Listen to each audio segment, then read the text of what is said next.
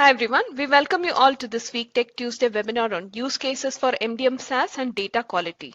Today's speaker is Shaurya Das, who's a senior solutions architect from customer success team. Before we start the session, let's go through some of the housekeeping tips. The webinar is for 1 hour that includes 15 minutes Q&A. You can post your queries in Q&A box which will be answered at the end of the presentation. All participants will be muted during the presentation. The session will be recorded and it will be available on our InfraSupport YouTube channel and Success Portal where you will be able to download the slide deck. Please feel free to submit your suggestion or feedback for this session in the post-webinar survey. The Success Portal is a micro-learning platform that offers free, unlimited learning to all the registered users. This feature-rich platform helps you learn and adopt to Informatica products better. The following are few important links that you can go over later. This will help you in your product adoption journey with Informatica. Over to you, Shaurya. Thank you. Thanks, Harshita. Hello, everyone. A very good morning. Welcome to the Tech Tuesday. So in this particular presentation, we're going to discuss the MDM SaaS and data quality use cases. So we'll go through the requirements for each phase of the technical landscape that contributes to the success of the project and that will help in delivering business benefits. This presentation will help you understand how to document the business and technical requirements, build product adoption, and guide on the logical phases of a typical MDM SaaS and data quality project implementation. So without further ado, let's move on to the next slide. First of all, we're going to address fragmentation and complexity. So what exactly is that? While there is no shortage of data in organizations, connecting data from multiple areas of the business to gain visibility into what is impacting business performance remains a challenge typically. So digitalization has accelerated the pace of business and investments in new cloud applications, many driven at the departmental level with little or no IT involvement. And although speed and agility are mandates for digital businesses, they do create silos of data that are inconsistent and varying in their levels of completeness and accuracy. MDM SaaS helps you ensure standard definitions and formats for customers, materials, products, suppliers, cost centers, or any other domains of master data that you might be implementing in your own organization. This improves the efficiency of processes that span multiple applications. MDM SaaS also helps you create cross-domain knowledge graphs that improve decision making through greater context of the relationships within your data and applications. Now, as I mentioned in this presentation, we're going to address these challenges, how to resolve these challenges, what's the best way of moving forward, and all these learnings come from our customer experiences, project experiences that we have tried to document over here to help you in building a good, solid MDM SaaS implementation with cloud data quality.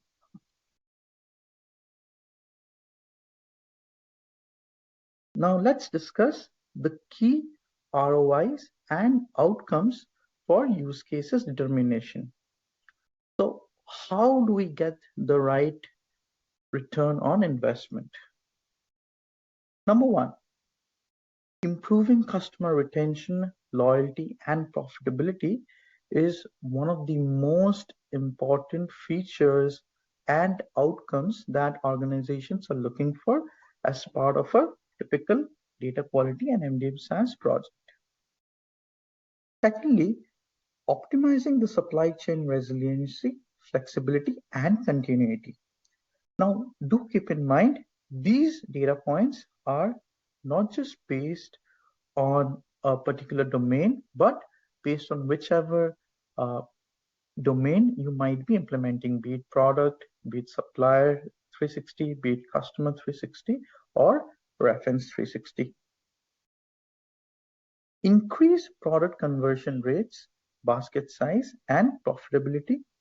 Accelerate financial consolidation and reporting. Define business and technical concepts. And last but not the least, gain greater accuracy from forecasting, planning, and analysis. So these are the most important ROIs and outcomes that any organization or customer is looking to gain from a MDM project. We have come up with these data points, again, based on our extensive expertise and experiences in helping organizations build these kind of projects. What are the best practices and recommendations that we need to talk about, right? Now, the best practices and recommendations incorporate our understanding of the pain points, the challenges that we need to consider when building a project. Number one, vision and strategy for business and technical use cases. Now, this has to be handled by the project stakeholders. Now, what do I mean by vision and strategy for business and technical use cases? When you first start building or thinking of initiating a MDM SaaS project, we need to first understand and come up with what is my vision for this particular organization? How will a MDM SaaS or data quality project help me gain the outcomes that we discussed in the last slide, right? So having a clarity in the vision and determining a good strategy moving forward has to be determined by the project stakeholders that are involved. Typically, an organization has multiple projects, multiple IT departments, multiple systems in a heterogeneous format. So we need to think how to build this MDM SaaS homogeneous platform and which systems need to be part of this particular project, which systems are going to contribute data to MDM SaaS, which systems are going to consume the data from my MDM SaaS project, and who are going to benefit from it. That is why the project stakeholders at the enterprise level are going to take that decision and build a roadmap for the next 1 to 2 years, how this project is going to benefit us. Number two, define success criteria for ROI. Now, if you have taken a look at the previous slide that I was discussing, those are the typical high priority outcomes and return on investment that customer is looking for. But having said that, every single organization and the project stakeholders involved, they need to define their own success criteria for this project. Those success criteria are extremely important when we are going to be building this project, so that at the end of go live, we are able to measure the success criteria that we determined when beginning the project. Have we achieved what we set out to achieve? So defining the success criteria is very critical. Number three, identify current challenges that need to be solved with MDM SaaS. Now, like I was saying, there are typically many technical and business challenges that are probably existing in your organization today. And this applies to not just new MDM SaaS customers or MDM SaaS customers who are kind of thinking of doing the project but have not begun yet. This applies also to current projects and implementations which are being done with MDM SaaS and cloud data quality, cloud data integration. Identifying the challenges is very important so that we understand what are the features, what are the functionalities that we need to derive from the product. Budgeting and cost is also very important because you always do not want to over budget or under budget. So coming up with the approximation for a good budget and cost is important from your project perspective, resource perspective, and success perspective. Next is design phases and iterations of each deployment with timelines. So how do you design the phases? Phase one, phase two, phase three, how do you prioritize those particular phases? What are the features that go into each of the phases? Which are my high priority features and functionalities that I need to build first of all? Which are the ones that can be pushed to the next iteration? These kind of decisions and roadmap need to be built with clarity before starting with the implementation of the project. Next is procure and set up environments. Of course, you have to buy the license, you have to procure the environments, work with Informatica to set up the different environments like dev, QA, pre-production, production, whatever your needs are. And lastly, but very, very important is invite the product data owners, data governors, architects, developers to data governance council meetings. Now, why is data governance council meetings so very important? Data governance council meetings give you the opportunity in your own organization to invite these different resources or people with different skill sets, different expertise. Some might be product data owners, some might be data governors in their respective source systems. There might be a technical architect, there will be technical developers. So it's a good mix of people that come together to define your data governance council meetings. Data governance council meetings are going to be immensely beneficial and helpful to you when you want to start out with a MDM project.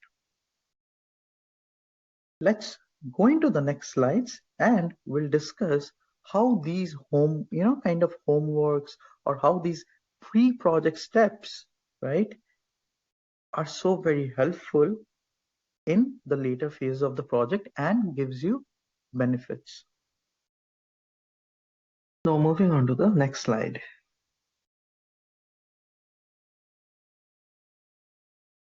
Let's discuss what are the logical steps to a MDM SaaS implementation. Now I've tried to list down these data points based on the logical sequence of the steps we need to take one by one. Number one, like I was mentioning, data governance councils. That's going to be all the prep work. We are going to document everything. So after the data governance councils are over, there are some outcomes from those council meetings that we are looking to achieve. Now, the council meetings should start immediately once your organization has decided to go forward with the MDM project. Now, these council meetings tend to be scheduled over a period of time, for example, a month or a couple of months, based on the extensivity of the attributes or source systems that you're dealing with, or the scope of your project. You need to finalize your source systems, like out of the many different source systems that you have in your in-house, or if you're subscribing to any third-party source systems for enrichment purposes, you need to finalize all those source systems. And when I say finalize, you need to also drill down to the attribute level. Next, you need to finalize your lookup code values. Like if, let's say, for example, you have 200 attributes from all the different source systems taken together, which one of those can be treated as code values or lookup values. Let's say 30 or 50 or 60, you identify those as your lookup code values. Next is the finalization of the business attributes. So out of those 200 attributes, let's say from 5 different source systems that you have, that you're planning to ingest inside your MDM SaaS ecosystem, you need to finalize which attributes are going to be important and should be part of your MDM project. Not every attribute needs to be part of the project because some of them are transactional attributes. Only those attributes that contribute to making the MDM project successful, better, provides a canonical structure of your customer data or supplier data or product data, only those should be considered as part of your data model.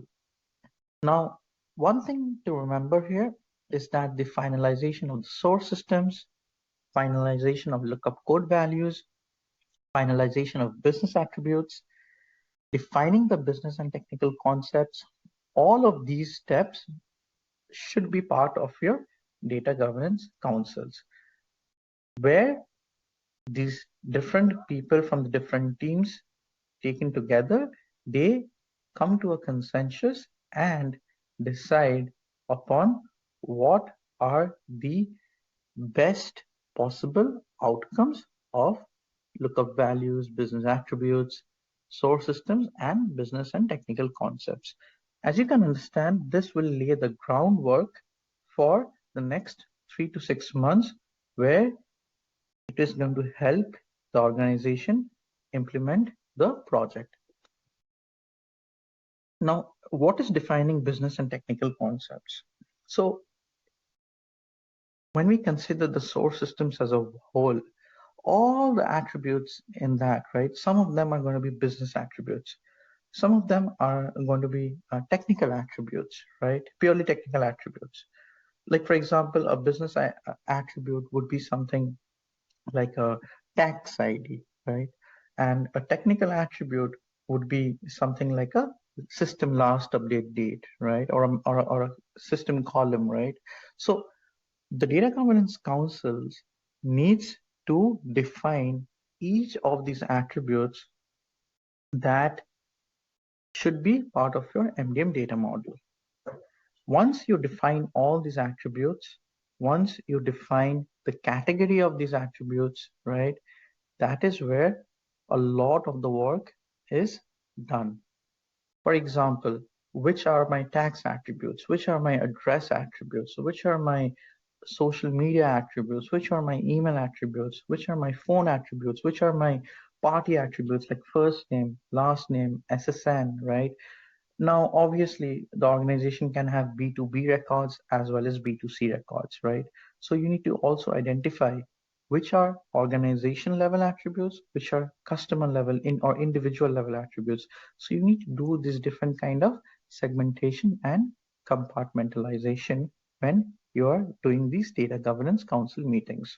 Also, the definitions of these attributes will help in deriving data quality rules.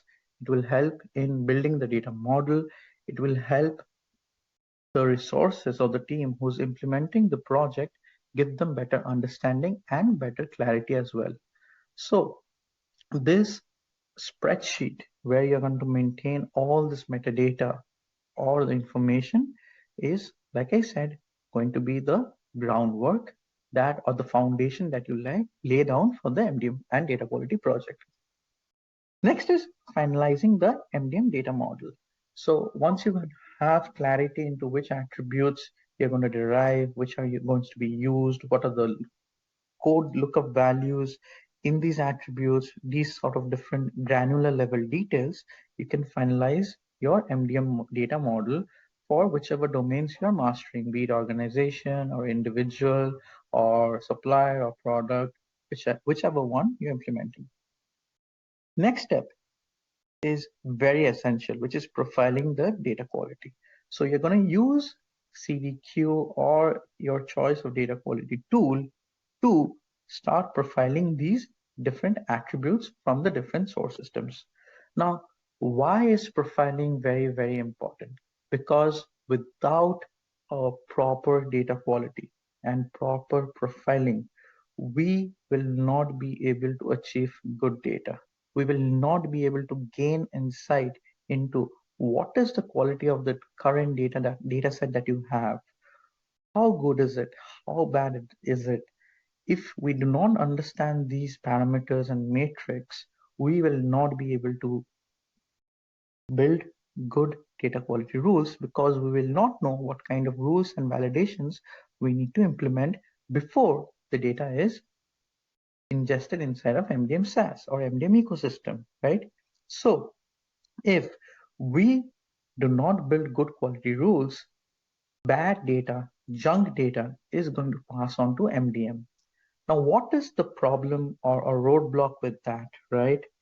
Essentially, what we are going to do is replicate the same junk, right, if I may say so, that we have in our source systems inside of MDM SaaS again. And that is something that we definitely want to avoid. We want to give MDM the best breed of data, which is standardized, enriched, enhanced, so that the MDM match and merge rules work correctly and accurately, so that MDM data stewards have access to good quality data so that they can take better data decisions. And also, when MDM is going to publish this data to the downstream systems or the consuming systems for their reporting and analytics purposes, they are also going to have good golden record with good quality attributes, good data, right? Otherwise, the reporting layer or the analytics is also not going to perform at its optimal, right? So profiling the data set from the different source systems is the first and foremost, the basic step that definitely needs to be implemented. When we profile this data, we gain insight to the matrix, to the quality, and that is how product data owners, data governors, technical architects, developers understand what needs to be done with the data, like I said, even before it is placed inside of MDM. Let's move on to the next slide. Now, these are some of the remaining steps, right? So next step is finalize MDM use cases based on requirements and business feedback and inputs. So like I was mentioning during the Data Governance Council meetings, the different product owners and data governors, they're going to provide business feedback, business inputs, because they are the subject matter expert of how the different native processes work currently in your organization, right? They know how the data is, what kind of data they are dealing with in the financial or sales process, right? What is the quality of the data to some extent. So their feedback and inputs is absolutely very essential before finalizing the MDM use cases. They also provide good insight into what are the features or functionalities that are immediately required in the current systems. Like for example, a person from the sales department or a person from the marketing department, right? These different teams will be able to lay down what is the need of the hour, what are they trying to achieve, how will the business better benefit from certain MDM features and functionalities. So these different feedbacks and inputs holistically will help you determine a good MDM use case document. Next is design conceptual match rules in MDM. Now, why is designing match rules important in MDM? Because you need to visualize and understand how you want your golden data to look inside of MDM. Match and merge is the bread and butter of any MDM project implementation, right? That's where the golden records are created. That's where you get the best breed of data, right? Your canonical structure. So based on your business processes, based on the native processes that exist today, it is important to understand and come to a understanding where everybody understands, and contributes to visualizing that this is exactly how I want my golden record to look. That is where it will help the developers to translate this business requirements to technical requirements where they will be able to come up with match rules that will support this visualization, right? So you can get the data in your derived format or desired format. Next is design ingress and egress mechanism. So obviously you need to understand and construct how you want to ingress data into MDM, how you want to egress the data out of the MDM, what are the different ways of doing the ingress or egress in and out of MDM, right? So this data pipeline needs to be constructed and designed. This designing the ingress and egress will also give you certain use cases. Next is finalize data quality rules based on the use cases. Again, based on the profiling that you do and the business rules and the technical rules that come out of the data governance council meetings, you're going to understand what data quality rules you need to implement in your cloud data quality layer so that, like I said, enhanced, enriched data is placed inside of MDM. Next is MDM UI. How do you want your MDM user interface, the GUI that is present, right, to be designed, to be formatted? What are the different UI requirements? What are the data stewards looking to get out of it, right? So that will help you determine the different use cases related to the MDM UI. Next is finalizing user roles and privileges. Of course, one very important part of MDM is compartmentalization, right? So users will have to be provided customized roles and privileges. You have different teams in your organization, right? You have the source systems, you have the product data owners, you have the enterprise data steward managers, you have data stewards, you have sales, you have marketing, so forth and so on. So all of these different users need to be grouped into logical categories and given customized roles and privileges so that they see what data they need to see inside of MDM. Now, do remember all of these steps are mentioned sequentially, but there are some activities that can be done in parallel, right? For example, you can start the profiling while you are doing your council meetings or when you're reaching to the end of your council meetings, right? You can come up with the use cases together, like for example, the UI use cases, the match rule use cases, the ingress and egress use cases. So I've tried to list them out sequentially, but there are some activities you can start doing in parallel, right? To save time and money. And last but not least is start test data load in development environment. Now the concept here is to divide and conquer, right? Instead of doing a big bang rollout with a huge volume of data, it is always advisable to start off with 5,000 or 10,000 or 20, 50,000 of data initially, right? Load it in your dev environment through from your source systems through the CDQ layer, right? Following the ingress pattern into MDM, running the match and merge on MDM, right? Looking at the data inside the MDM UI and then publishing it through the egress mechanism. That way, you can do a sanity testing of all the initial use cases, understand, get business feedback by giving iterative demos to them, right? And it will be a much better and robust implementation where chances of a big fallout or any big errors can be avoided. So start off with test data load in development environment rather than just waiting to do a big bang data load when you're going live. Now let's drill down to these different technical details. So what I've tried to do here is segment the different phases of the project. So first comes the CDQ, then the CDI, then MDM, then downstream, and then reporting and analytics. So CDQ use cases, as I was mentioning, what are the important and salient data points here that we need to remember, right? Obviously, you will have business rules and business validations. You're going to have technical rules and technical validations.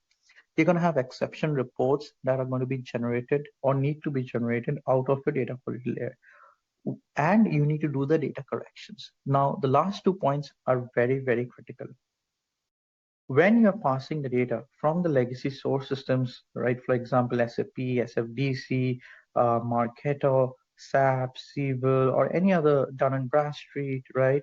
Whatever data sources you might have, when you pass this data through the business and technical rules, a lot of the data is going to pass based on your success criteria, right? And you're going to let it load inside of MDM. But obviously, 20 to 30% or 40% of the data is going to be flagged or need to be flagged and rejected in the data quality layer. Why? Because, like I said, we should never be passing bad data to MDM. If we do not reject and flag these data and let it pass to MDM, MDM match and merge rules, MDM UI, MDM hierarchy will have bad quality data, and it will definitely impact the overall performance and quality of your MDM SaaS project. That is why we need to generate exception reports every time we do a data load through CDQ and data quality layer, and we should publish these reports to the different back to the different source systems or data owners so that they are able to take the necessary corrective action on this data, correct this data in the source system, and then we can reload this data again through CDQ to see if it passes, and we can pass it to MDM. This way, over the next 3 and 6 months, right, we can keep doing this data quality process to gradually increase the effectiveness and quality of the overall data in your organization.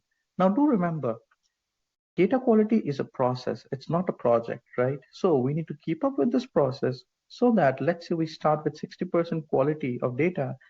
After 6 months or 8 months, we are going to end up with 90 to 95% good data. And the benefit of that is not just MDM, but whichever systems in your organization or whichever teams in your organization is subscribing to the data or using the data, they will also have access to really, really good data.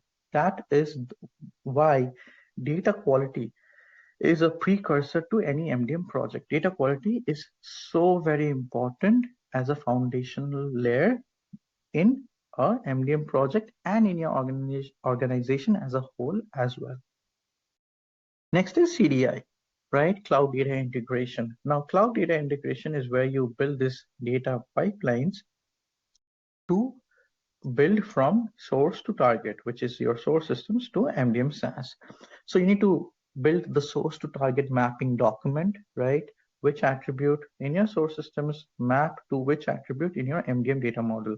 Because obviously, do remember one thing: the different source systems that you have, they have different data structures, different data names, right? Attribute names. So obviously they are in heterogeneous format. You need to document which attributes from which source systems map to which attribute inside the MDM data model, because MDM data model is obviously again different, right? So we need to do this kind of a sync process. We need to come up with the data transformations, what data or which attributes need to be transformed, or we need to do some logical changing, right, based on the business requirement. Then we need to come up with the DNB and address doctor integration use cases, right? Like, okay, what are my Dun& Bradstreet use cases? What am I looking to get from address doctor? So these different granular level use cases also need to be documented in the data pipeline layer. Next comes the MDM, right? Where you are going to build the data load strategy, right? Am I going to do batch? Am I going to do near real time, right? When ingesting the data, uh, how frequently do I want to load data inside of MDM once I'm in go live, right? These kind of questions need to be asked and decided. What are going to be my MASH rules, like I was mentioning, right? High level, how are they going to help me visualize the 360-degree best golden data? What are going to be my survivorship rules? Like when 4 or 5 records match and merge together, which records should survive, right? What is the logic behind that survival, right? That survivorship rules need to be decided. What are my hierarchy use cases? Do I want to see B2B? Do I want to see B2C? Or like, for example, let's say a particular provider or a doctor is attached to a hospital or a nursing home, right? So who are the patients of this particular doctor. This doctor is providing what kind of services to this hospital, right? So you can drill down to 3, 4, 5 different levels, right, in a hierarchy. So depending on your business requirements and business feedback, right, you're going to come up with the hierarchy use cases. And of course, you're going to define, like you're saying, the use cases for your user interface, right? Next is the downstream data syndication. Like, okay, what are my API requirements? Do I have any API requirements? Is the necessity for real time, right? So that data gets published as soon as you receive updates or new inserts from your source systems. Do they need to be published in real time back to those sources, or do they need to be passed in real time to MDM, right? So that all depends on your business requirement and cost and budgeting. Do I have any near real-time requirements through message queues, or is everything going to be batch driven, be it ingest or ingress, or be it egress or publish, right? What is going to be my publish format? Like I was mentioning, during ingress, you have to do the data mapping. Similarly, during egress, right, when you're publishing the data outside of MDM, the MDM data model is obviously different from your reporting on analytics layer, like a data lake or a snowflake or something like that, right? So you need to come up with the publish format, right? You need to build your mapping or your API wrapper package when you build your RESTful services in such a manner that you're able to come up with the publish format use cases. So it is very important that we define these different use cases at these different phases and different levels and attach it to the different products as well, so that you have a very good overall idea of how I'm going to manage the overall project.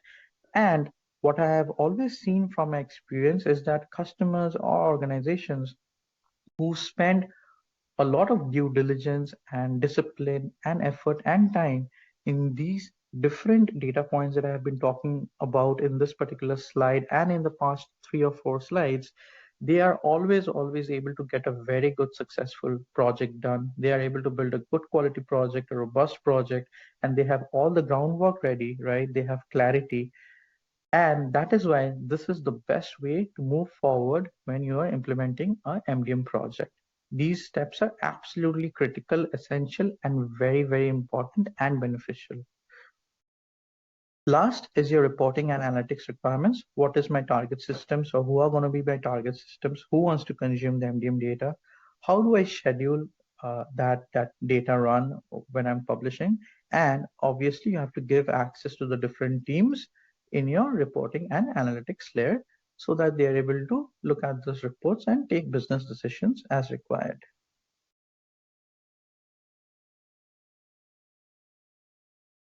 Let's move on to the next slide.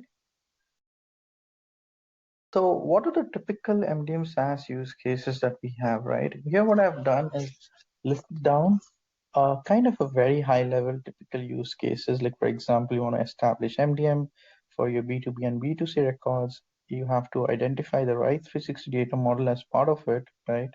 You have to do a fit gap analysis. You have to need to be give the create update view party data, right? The crude privileges, so the data stewards are enabled and they have the ability to modify the data as per that need. Obviously, you need to implement the roles and privileges accordingly. You need to integrate your C360 SaaS with legacy data sources, and construct ingress and egress jobs. So these are some of like the typical use cases that you can read about that I was also explaining in my previous slide. You need to kind of document and come up with these sort of granularity, right? Similarly, in the next slide as well, I've tried to document these same kind of data points, but in a more structured manner, right? If you're able to follow this format for documenting your MDM SaaS use cases along with your data quality use cases, it is going to be really helpful. Kind of consider this as your success criteria for documenting, and these success criteria, like I said, will be helpful in measuring your ROI and outcomes and how successful the project implementation has been, and you will be able to tag back to these objectives. Now, if you see, I've mentioned the objective name, business goal, and technical goal. So obviously, for each and every objective, you have a business goal and a technical goal tied and attached to it, right? Now, under that particular objective, what we are doing is we are expanding based on the milestones. So you can consider milestones as children of the objective, right? So establish MDM for personal data, right? Your business goal is manage the personal data in C360 SaaS with help of data stewards, right? Technical goal is obviously establish and configure and develop the personal domain, right? Now, as part of the milestones, I'm identifying what do I need to do to establish MDM for the personal data, right? So I'm saying identify the right 360 data model. Now, obviously, this is a technical use case, right? And I've expanded the technical use case in the description column, right? Similarly, ability for data stewards to create, update, and view personal domain data, right? It's a business use case, obviously. So implement the C360 UI with various roles and privileges to manage personal data. So similarly, you can have multiple objectives here, right? You can have establish MDM, integrate C360 SaaS with sources.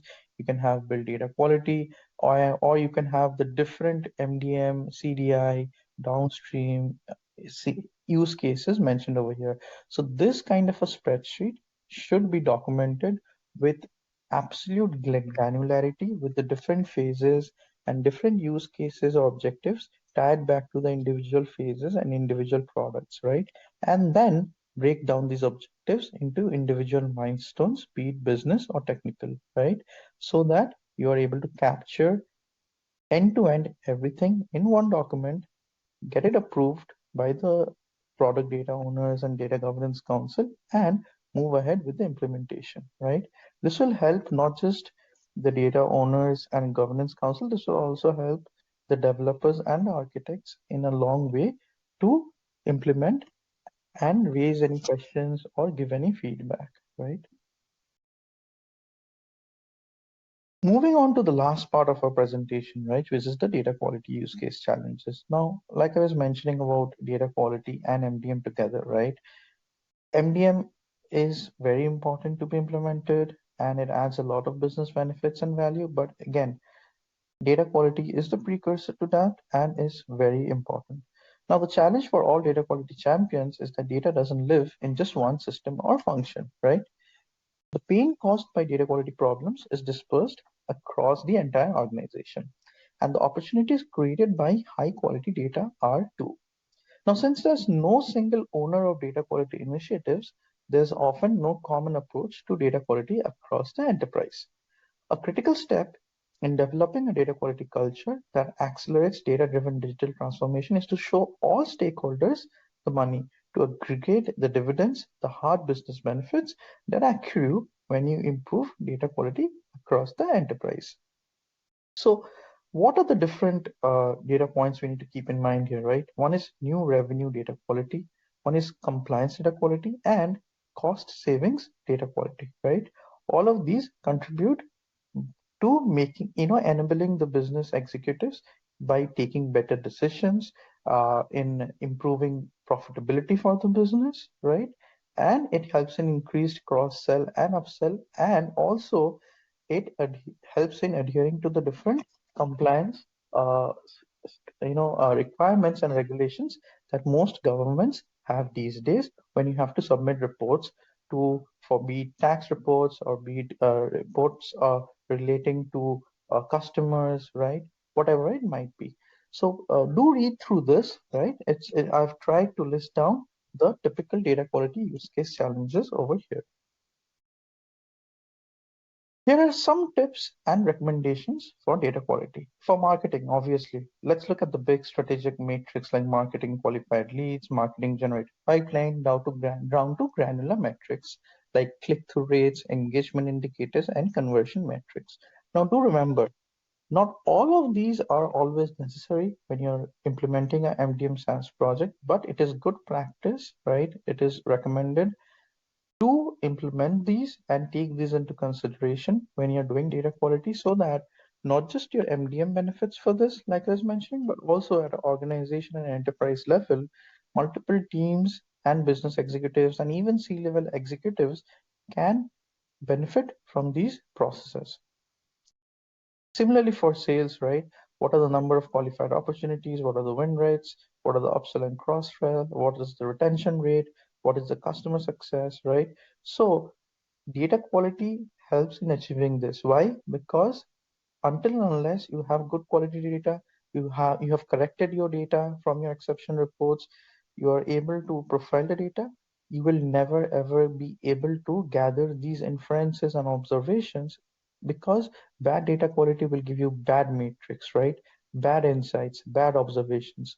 Only when we are able to do good data quality, we're going to get refined, cleaner, trimmer, stronger data quality.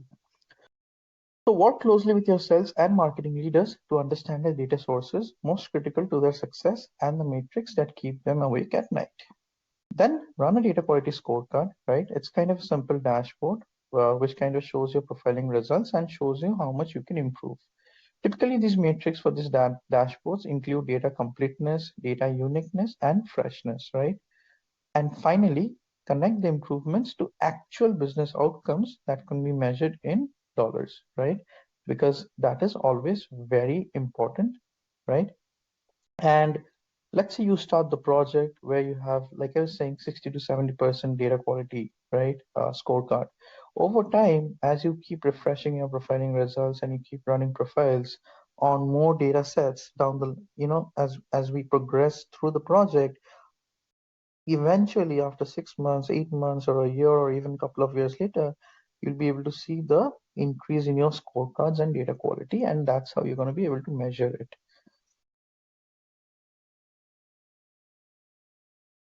Personalization is very important, but without great contact data, your customers are never going to be able to see the personalized messages. So investigate contact data verification tools to ensure your personalized email, phone communications that are using clean and trusted data, right? Salespeople obviously live in their CRM dashboards, as we know, right? So ask a sales leader to give a tour of their system, see what metrics they are tracking, run a data quality audit on the underlying CRM data, right? Like I was mentioning, the different systems in your organization have different native in-house processes. Try to understand those processes, try to see what metrics they are working on, so that you're able to translate all those, right, into data quality and MDM world, right? And provide similar kind of benefits to these different teams and data stewards and product owners. What are the different points that help in this, right? One is standardize key definitions, right? Use data profiling tools. Don't depend on just your sales team to keep the data current and accurate, right? Uh, embed data quality capabilities inside CRM, Salesforce, and obviously inside MDM as well, because MDM data is eventually going to be consumed by these CRM systems and SFTC systems, right? Because MDM is going to become the source of truth for whichever domain you're mastering. For compliance, data lineage is key. So use your master data management tool to see all the data dependencies, relationships, hierarchies, and movements. Make sure that you have metadata visibility into all your data sources transformations. Be regulation specific, because you have to adhere to the different regulations, regulatory policies that are out there for individual countries. Caption report on the data quality metrics to the entire team, right? So that they can provide real-time feedback. Ensure you have an audit trail. Employ an enterprise data catalog, right? To discover, curate, manage, and prioritize the data that you're migrating. Get your metadata right before you migrate to any cloud or any other system, and make sure the data management platform includes strong metadata management, and you're using state-of-the-art tools like AI or machine learning, or for example, we have Claire in MDM SaaS, right? We're using these to gain good insights from the data. Make it strategic, because data is everywhere. Data quality is best thought of as a strategic initiative, not just a project team issue, right? Think enterprise-wide, because you need to have data stewards at different levels. You need to have MDM data stewards, you need to have data quality data stewards, you need to have SFDC data stewards, CRM data stewards, individual source system data stewards, and on top of that, you need to have enterprise-wide level data stewards who have access to all these different systems and have expertise to all these different systems, right? MDM, data quality, CRM, SFDC, CBIL, SAP, whatever, right? You're using in your organization. So what will happen is these individual team data stewards or system data stewards will be able to communicate with the enterprise data stewards, right, sitting at enterprise level, and that way there will be good communication, good exchange of information, and better feedback and more successful operation and day-to-day activities.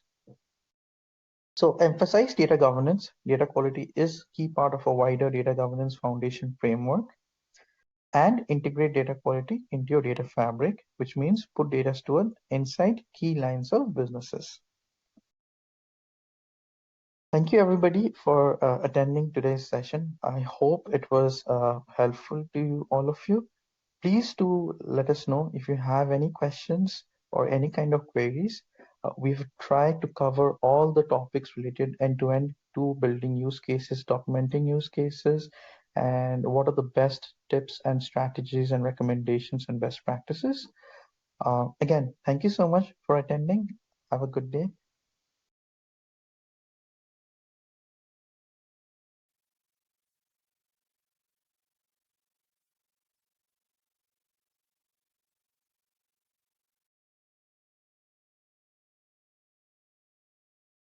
Hi all, we have reached the Q&A part. Please post your questions.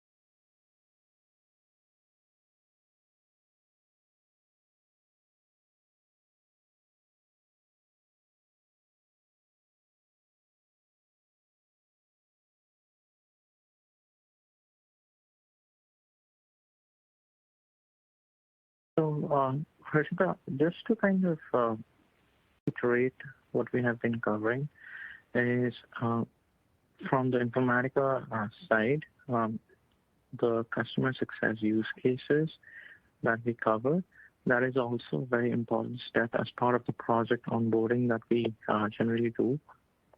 So the CSA use cases validation activity that we perform is an integral step of any MDM SaaS CDQ CDI project that we cover as well. I just wanted to reiterate that it's a very critical and important activity. So one question is from Mihir Kumar from Shell Company. His question is, what will be the approach for anyone who has implemented MDM and now wants to pursue a DQ journey? So generally, that's the overall idea, Mihir, that when we are implementing MDM, data quality needs to be a precursor to that, or data quality should always be a precursor to any MDM project so that we are able to work with good quality and enhance and enrich data inside of MDM ecosystem itself. Now, I do understand that sometimes MDM has been performed and data quality needs to be, kind of performed again, or maybe we need to take a closer look at data quality. In those kind of cases, there are some technical approaches to do that. So, for example, we first need to look at the MDM data which is already inside of the MDM database, which I mean, we need to profile that, right, to understand what is the current condition of the data inside of the MDM ecosystem, number one. Secondly, we need to kind of come up with a technical strategy, right, or roadmap of how to cleanse that data, what kind of cleansing rules do we require, right, if we are doing it for the very first time, right, and then go about it. So it's a little bit tricky, right, but that's why the logical step is always data quality and then MDM. But in case we need to perform, like I said, a iteration of data quality again after doing the MDM, we need to profile the MDM data first, understand the rules, and then reload the data, right, or refresh the MDM data so that MDM is now, populated with the correct data, which obviously has better data quality, right? So there are some steps. So it's kind of like it's more technical than business.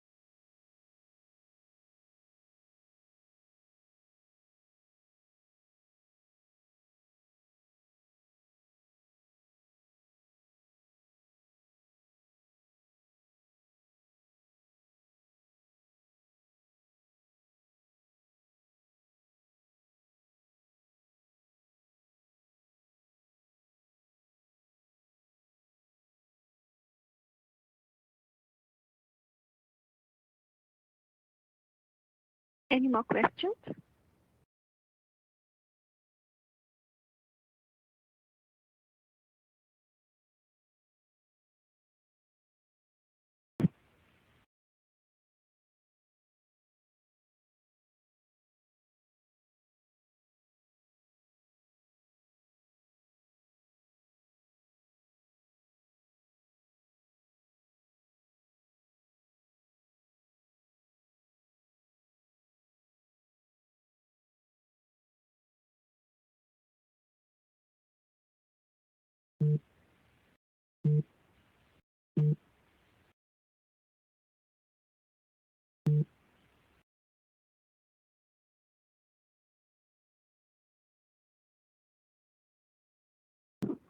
Sharia, we have new question from here.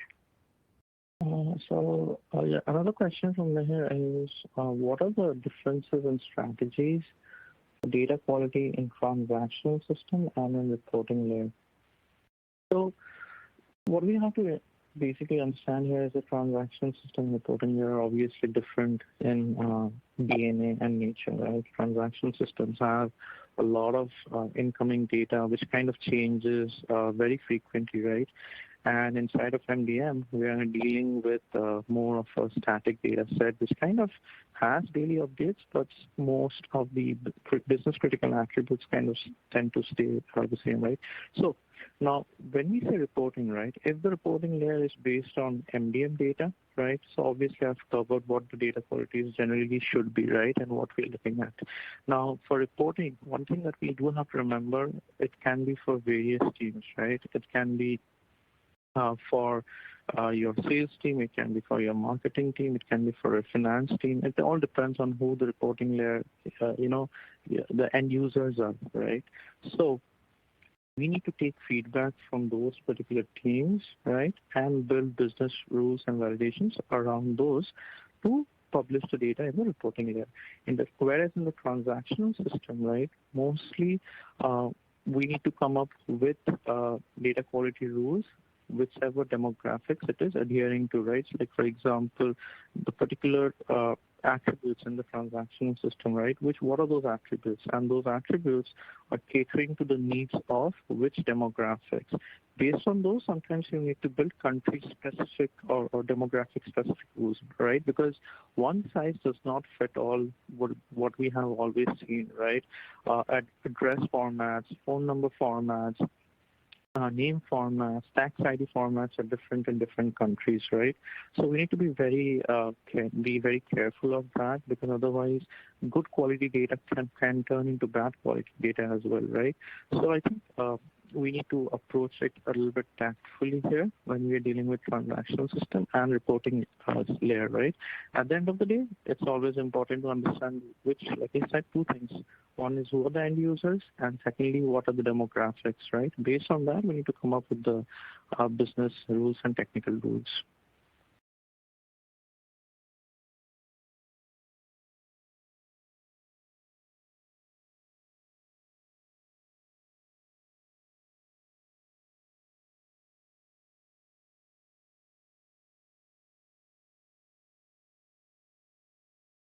Just to add to what Shaurya mentioned about the DQ strategies for different systems like transactions and reporting, the most important difference I would say is with respect to the mode of communication. So transaction systems are usually really quick, right? So most of the time you need something in a very quick response time. And the number of attributes are different. The type of information is different. So speed is really critical for transaction system.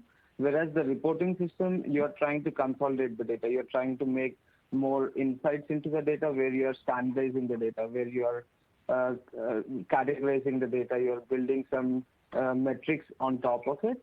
So the use cases are different. The mode of communication is slightly different. In transaction system, it's mostly real-time integration.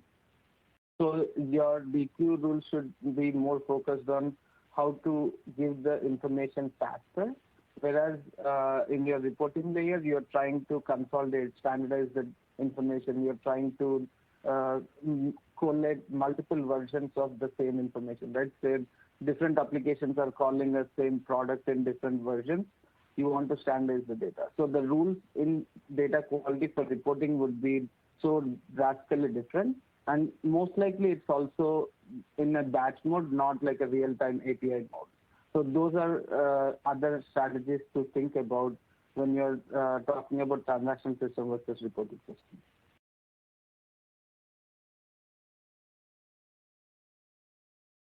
Yeah, right. Thanks, Philip.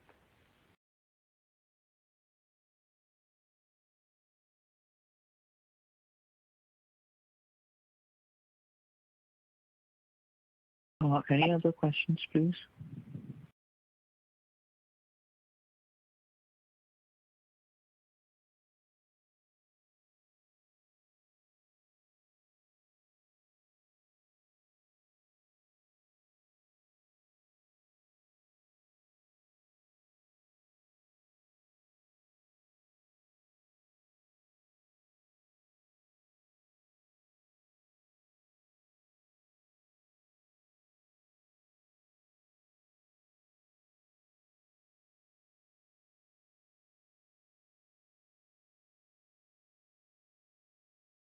Thank you, Shaurya, for this amazing session, and we had a great turnout today. And we would like to inform that all Tech Tuesday webinar will be available on Success Portal under the Resources tab. Today's webinar will be available tomorrow, where you can view the recording and also download the slide deck. Please fill in the survey, as your feedback is important to us. With that, we will end today's webinar. Thank you all for attending. Thank you.